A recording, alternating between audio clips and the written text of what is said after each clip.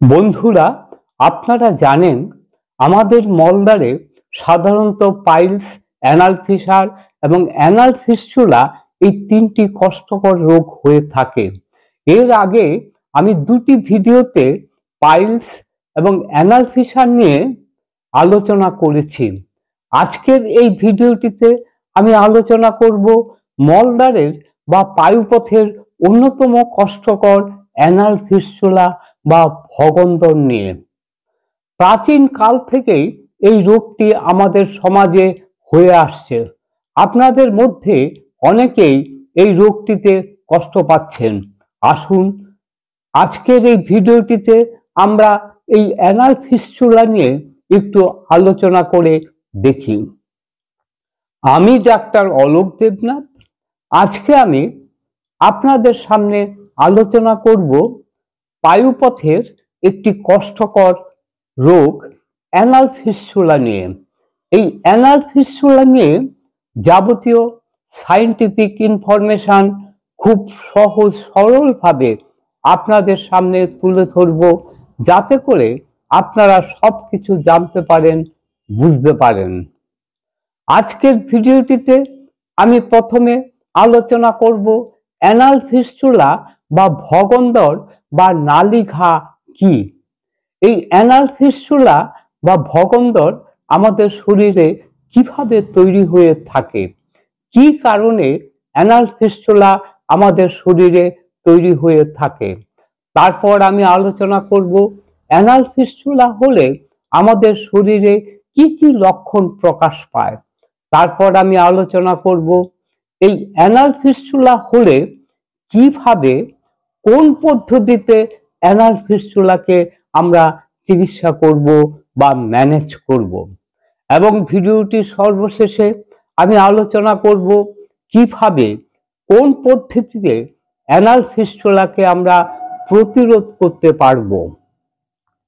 এতক্ষণ ধরে যারা ভিডিওটি দেখছেন তারা যদি শেষ পর্যন্ত সঙ্গে থাকেন, তাহলে আপনারা সবকিছু জানতে পারবেন, বুঝতে পারবেন।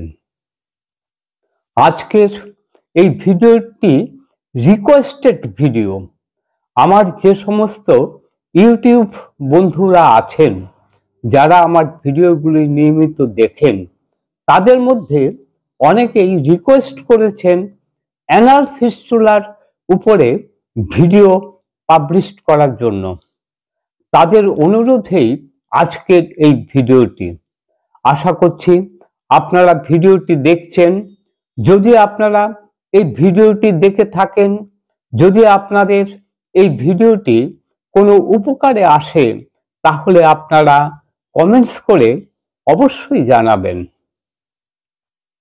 অ্যানাল ফিস্টুলা মূলত আমাদের পায়ুপথের, আমাদের মলদ্বারের অন্যতম একটি কষ্টদায়ক রোগ।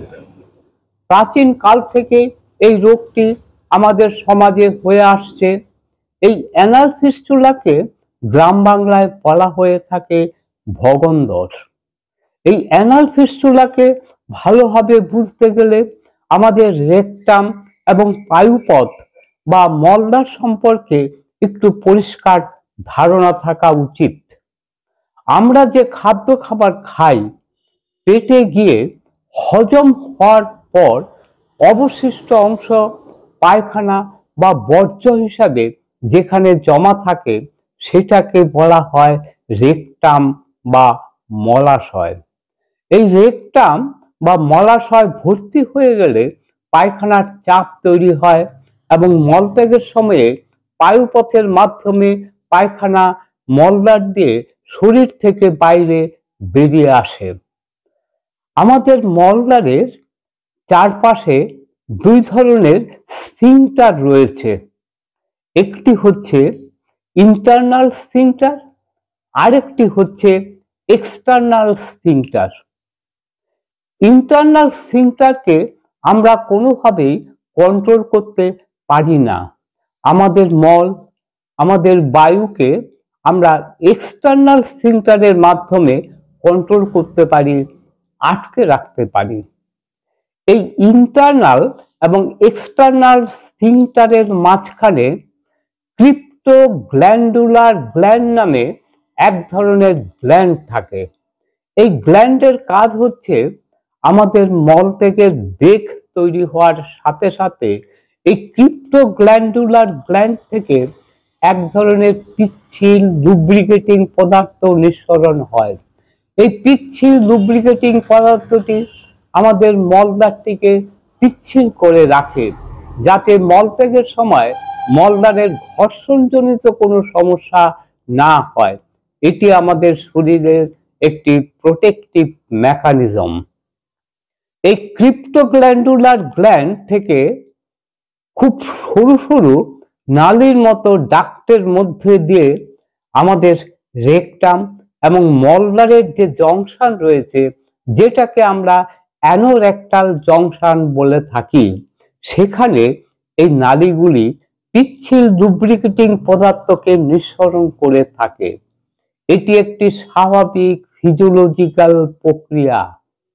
যদি কোনো কারণে অনেক সময় মল বা আনডাইজেস্টেড ফুড পার্টিকেল নালীগুলির মুখে আটকে যায়, নালীগুলি অবরুদ্ধ হয়ে যায়, বা কোনো জীবাণু এই নালীগুলির মুখ দিয়ে ক্রিপ্টোগ্ল্যান্ডুলার গ্ল্যান্ডে পৌঁছে যায়, কারণ আমাদের রেকটামে তো ব্যাকটেরিয়ার কোনো অভাব নেই, তখন এই গ্ল্যান্ডগুলো ইনফেক্টেড হয়ে অ্যাবসেস বা ফোড়া তৈরি হয়ে থাকে, পুঁজ জমতে থাকে, ফুলে ওঠে, প্রচন্ড দপদপ করতে থাকে, প্রচন্ড ব্যথা হয়ে থাকে, জ্বর হয়ে থাকে।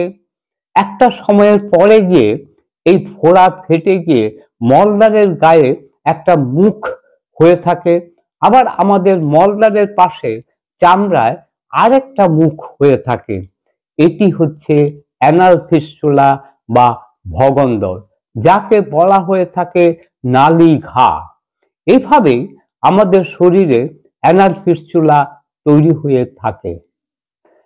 এখন অ্যানাল ফিস্টুলা তো তৈরি হলো, আমরা কিভাবে বুঝবো, কি কি লক্ষণের মধ্যে দিয়ে আমরা বুঝতে পারবো আমাদের শরীরে অ্যানাল ফিস্টুলা তৈরি হয়েছে? অ্যানাল ফিস্টুলার লক্ষণগুলি বা কি কি? মলদ্বারের আশেপাশে একটা ফোড়া হবে, সেই ফোড়াটা প্রচন্ড দপদপানি ব্যথাযুক্ত হবে, এর সাথে জ্বর ও থাকতে পারে। ফোড়াটা কোনোভাবে ফেটে গেল বা আপনি ফাটিয়ে দিলেন, এর থেকে দুর্গন্ধযুক্ত পুঁজ রক্ত বাইরে বেরিয়ে গেল, আপনার ব্যথা যন্ত্রণাও কমে যাবে, জ্বরও কমে যাবে। আপনি কোনো অ্যান্টিবায়োটিক খেলেন, কয়েকদিনের মধ্যে সব শুকিয়ে গেল। এখন ঘাটি যেখানে হয়েছিল সেখানে একটি মুখ বা ছিদ্র হবে, আবার আরেকটি মুখ হবে মলদ্বারের ভিতরের দিকে। মলদ্বারের পাশে যে ছিদ্রটি হলো সেটি থেকে মাঝে মধ্যেই দুর্গন্ধযুক্ত রস বের হবে। অনেকে এই মুখটিতে তুলো গুজে রাখেন যাতে করে অন্তর্বাস ভিজে না যায়। আপনি ডাক্তারের কাছে গেলেন, অ্যান্টিবায়োটিক খেলেন, কয়েকদিনের মধ্যে শুকিয়েও গেল। আপনি হয়তো মনে করলেন সবকিছু ঠিক হয়ে গেছে, সবকিছু শুকিয়ে গেছে। আবার কিছুদিন পরে দেখলেন আবার ফোড়া হচ্ছে, আবার দপদপানি ব্যথা যন্ত্রণা জ্বর ইত্যাদি হচ্ছে। দু একদিনের মধ্যেই ফোড়াটি ফেটে গেল বা আপনি ফাটিয়ে দিলেন, আবার পুঁজ রক্ত বের হলো, আবার কিছুদিন ভালো থাকলেন। এইভাবেই ফোড়া হওয়া আবার কিছুদিন ভালো থাকা, এভাবেই চলতে থাকবে। এটাই হচ্ছে অ্যানাল ফিস্টুলার সাইকেল। এই চক্রাকারে চলতে থাকে অ্যানাল ফিস্টুলাটি। যত দিন যাবে ততই এই ফিস্টুলাটি, এই নালীঘাটি ক্ষতিগ্রস্ত হতে থাকবে। সিম্পল ফিস্টুলা থেকে কমপ্লেক্স ফিস্টুলাতে পরিণত হবে, তার জটিলতা আস্তে আস্তে বাড়বে, বিভিন্ন ব্রাঞ্চ তৈরি হতে থাকবে এই নালীঘাটির মধ্যে। এখন আপনাদের মনে একটা প্রশ্ন আসতে পারে, কাদের মধ্যে এই অ্যানাল ফিস্টুলা বেশি হয়ে থাকে, কাদের এই অ্যানাল ফিস্টুলা হওয়ার প্রবণতা বেশি? অ্যানাল ফিস্টুলা শতকরা 80% ক্ষেত্রে হয়ে থাকে আমাদের ক্রিপ্টোগ্ল্যান্ডুলার যে গ্ল্যান্ড সেগুলোর ইনফেকশনের জন্য। এছাড়া আরো কিছু কিছু ক্ষেত্রে কিছু কিছু মানুষের মধ্যে অ্যানাল ফিস্টুলা হয়ে থাকে যাদের ইমিউনিটি পাওয়ার, রোগ প্রতিরোধ ক্ষমতা কম, যারা ইমিউনিটি সাপ্রেসিং কোন ওষুধপত্র খাচ্ছেন, আবার যারা দীর্ঘদিন ধরে ডায়াবেটিসে ভুগছেন, যাদের রোগ প্রতিরোধ ক্ষমতা কমে গেছে, তাদের মধ্যে এই অ্যানাল ফিস্টুলা হওয়ার প্রবণতা বেশি থাকে। যদি প্রপারলি সঠিকভাবে পেরিনিয়াল হাইজিন মেনটেন না হয়ে থাকে, যদি ভালোভাবে শৌচকর্ম না হয়ে থাকে, তাহলে অ্যানাল ফিস্টুলা হওয়ার প্রবণতা বেশি হয়ে থাকে। ক্রমাগত কনস্টিপেশন বা ডায়রিয়া, যেটাকে আমরা ক্রনস ডিজিজ বলে থাকি, এই ক্রনস ডিজিজের ক্ষেত্রেও অ্যানাল ফিস্টুলা হওয়ার সম্ভাবনা খুবই বেশি।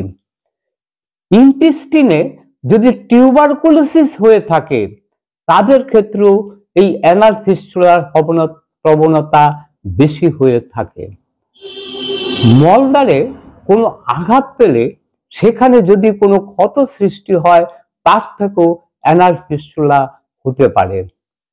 কলোনিক কোনো ক্যান্সার হলে তার বহিঃপ্রকাশ কিন্তু এই অ্যানাল ফিস্টুলা দিয়েই শুরু হয়। তাই এই বিষয়ে খুবই সাবধান থাকবেন এবং প্রয়োজন হলে বিশেষজ্ঞের পরামর্শ নেবেন।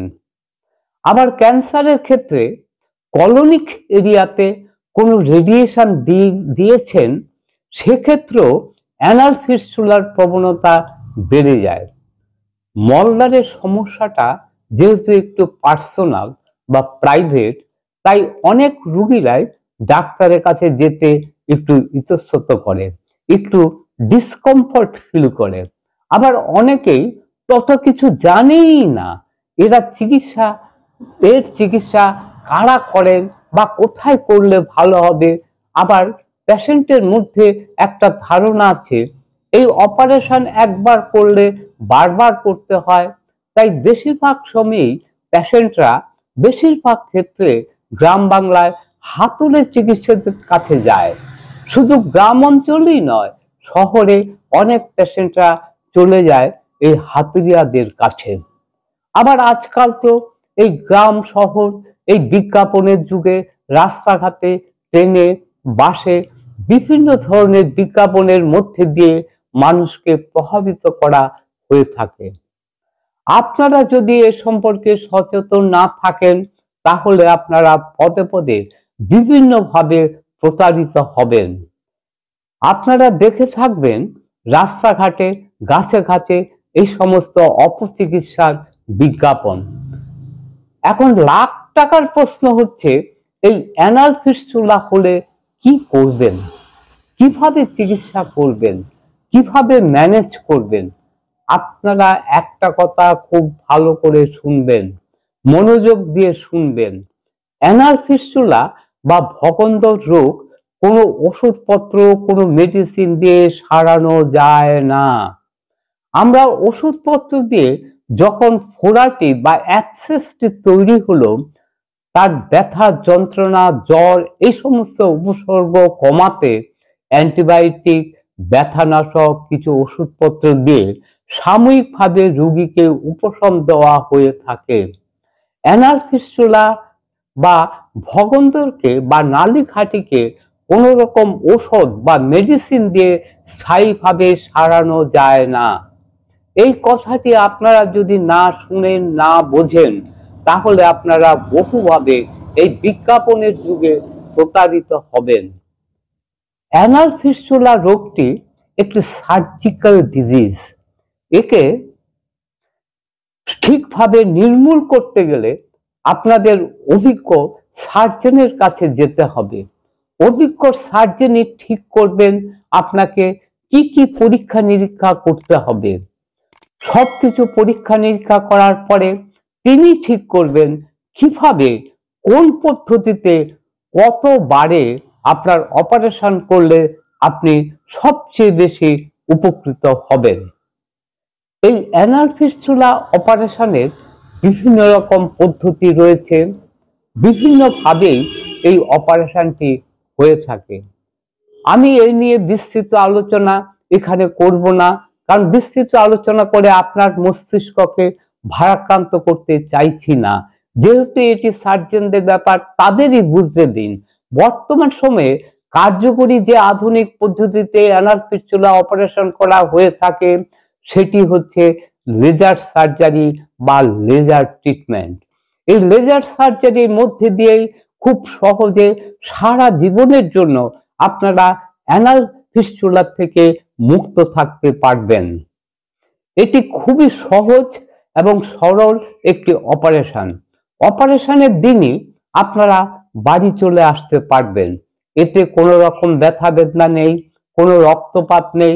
মাত্র 3 দিনের মধ্যেই আপনারা পুরোপুরি সুস্থ হয়ে যাবেন। এখন আপনাদের মধ্যে কয়েকটি প্রশ্ন দেখা দেবে। অ্যানাল ফিস্টুলা রোগে এই লেজার সার্জারি করলে আবার অ্যানাল ফিস্টুলাটি বা ভগন্দরটি ফিরে আসবে না তো? বেশিরভাগ ক্ষেত্রেই লেজার সার্জারি করার পরে এই অ্যানাল ফিস্টুলাটি সাধারণত ফিরে আসে না। তবে এটি অ্যানাল ফিস্টুলার জটিলতার উপর নির্ভর করে, অ্যানাল ফিস্টুলার ব্রাঞ্চের উপর নির্ভর করে, অ্যানাল ফিস্টুলা মলদ্বারের কোথায় হচ্ছে তার উপর নির্ভর করে। আবার এর ব্যতিক্রমও আছে। আবার আপনারা অনেকেই জানতে চান লেজার সার্জারির খরচ কত।